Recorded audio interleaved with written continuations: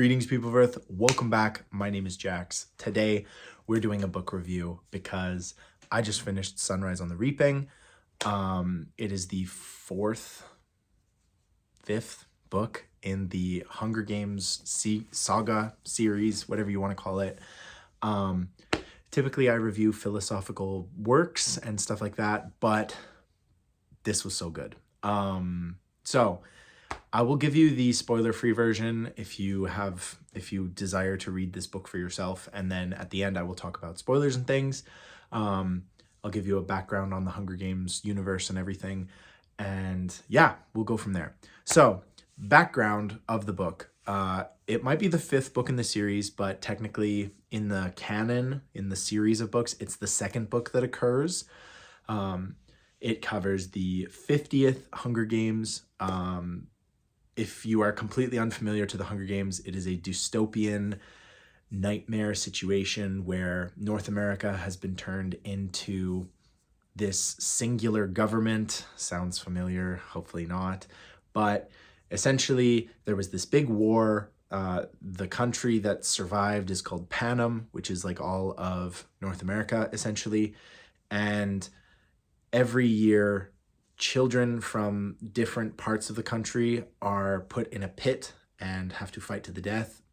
It's all televised. It's basically to show that the capital, the head of the snake, the most powerful part of the government, can control everybody and make them do whatever they want.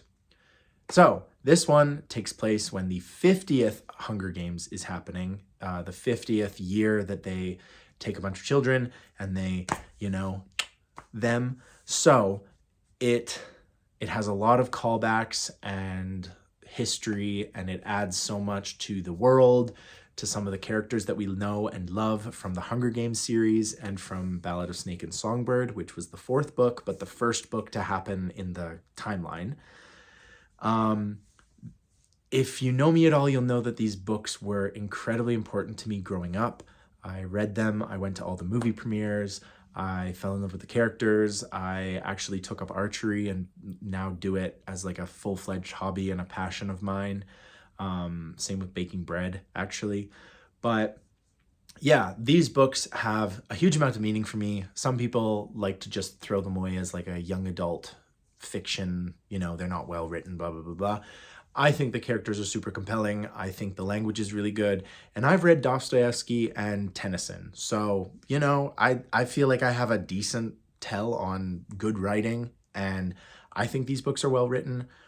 Maybe it's a bias just from growing up and really loving the stories. But honestly, this book delivered everything that I wanted to deliver. I will fully admit I cried twice in different points in this book because these characters have a lot of meaning to me, and to know more about their backstories and how they became the characters that they are is very emotional. And I have no problem saying that. I don't feel like I'm losing masculinity points for saying that, but some of these characters go through some tremendous difficulties and uphill battles, and to sort of see some of the origins of those uphill battles is very cathartic.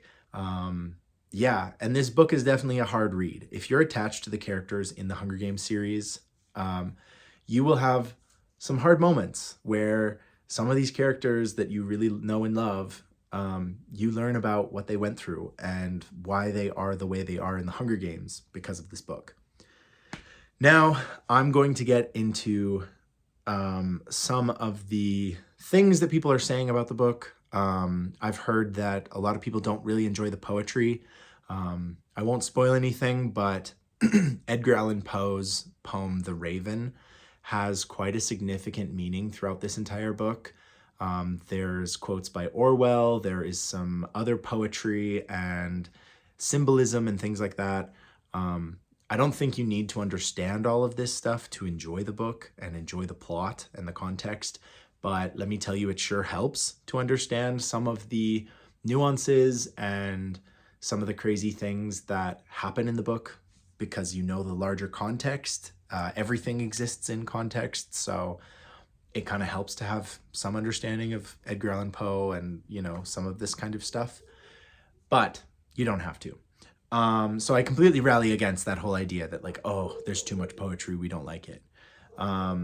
Next up, I think we have, sorry, the dogs are barking outside. I don't know if you can hear that, but next thing is there is some fan service. This is the next biggest critique of the book, is that there are moments where there's lots of fan service. If you don't know, fan service is where an existing franchise will have a new book, a new movie, a new TV show, whatever, come in, and they'll put in Easter eggs or characters that you knew before that maybe have no place being there, but they'll put them in there just so you're like, oh my gosh, there's that character.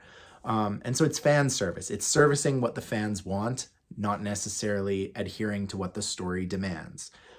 Again, I see where they're coming from, but at the same time, the inclusion of many of these characters makes a lot of sense.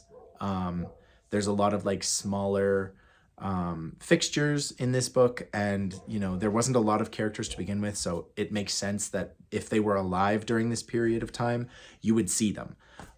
So yeah, I disagree with the whole idea of like, oh, it's just a fan service book, blah, blah, blah, blah, blah. It's not. It has some really good components in it that I think are really great for the story.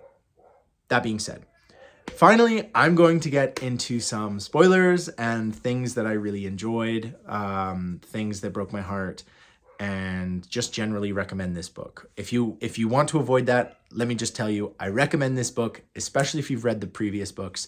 I don't think it's required reading to have read Ballad of Snake and Songbird, but I do think having read The Hunger Games will make this book more impactful. That being said, because this book happens before The Hunger Games, you could very much read this book before you read The Hunger Games, and you will have an entirely new appreciation for when you read The Hunger Games. Like if I'd never read The Hunger Games before, but I knew that it had like a lot of meaning, I would have probably wanted to read this before the original three.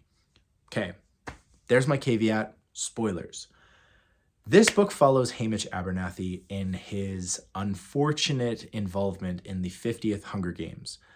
Basically, normally there are 12 districts, and each district has to provide a boy and a girl from the ages of 12 to 18, or maybe 19, for the Hunger Games to be sacrificed, essentially, because only one person wins, and they're called the victor.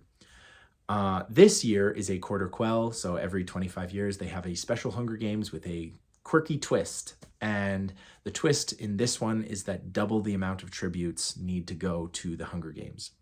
Unfortunately, Hamish is brought into it. Obviously, he has loved ones and people he cares about. He goes off to the Hunger Games. Pandemonium ensues. He gets wrapped up in a conspiracy. He gets wrapped up in all kinds of crazy stuff. And because of some crazy luck and blind odds, he ends up winning. And then he has to go home and deal with the repercussions of that, the repercussions of being involved in a conspiracy, or loosely involved, because nobody ever realizes that he's directly a part of it, but people suspect he is. And throughout the book, you meet old friendly faces who are actually much younger, because it's 24 years before the Hunger Games. And many of these characters turn out to have very, very tragic origin stories. And I think for me, some of the biggest moments were involving Beatty, Mags. These are former winners of the Hunger Games who have mentored. They've gone in to help the new tributes. And of course, Hamish and the repercussions for District 12, where our main characters always seem to come from. So again, a very tragic story. I definitely cried pretty hard at the ending and pretty hard at one moment during the Hunger Games. That's very, very sad. There's manipulation, there's themes of propaganda, government control, totalitarian governments, the idea of bread and circuses, which I've directly talked about on this channel. So there's lots of really cool themes. The country in this fictional universe is sort of inspired by ancient Rome and the Colosseums, and the idea of, well, if you keep the people happy, you can get away with atrocities. It deals with revenge and love and regret and manipulation, and so many interesting themes that I think whether you're a young adult or an actual adult, you will really appreciate some of these themes. This will also be a timely thing because within the year or within the next year, I think there's supposed to be a movie coming out on this book. So, there's going to be a lot of people talking about this book, talking about its implications and what they're going to do for the movie and who are they going to cast. So it's going to be a big part of pop culture, whether you like it or not, for the next year at least. So definitely give it a read. Audiobooks are available on Audible and all those places. So see what you think. Let me know. If you've read it, let me know what you think. Try to include a spoiler tag in your comment if you're going to spoil something so that people can avoid it and we can have a good chat about what's going on, but not everybody will have wanted to. The book has only been out for a week, so if you're still reading, enjoy, and I can't wait to hear what you think. Thank you for listening to this book review. Happy Hunger Games, and to quote the book, I love you like all fire. Talk to you tomorrow.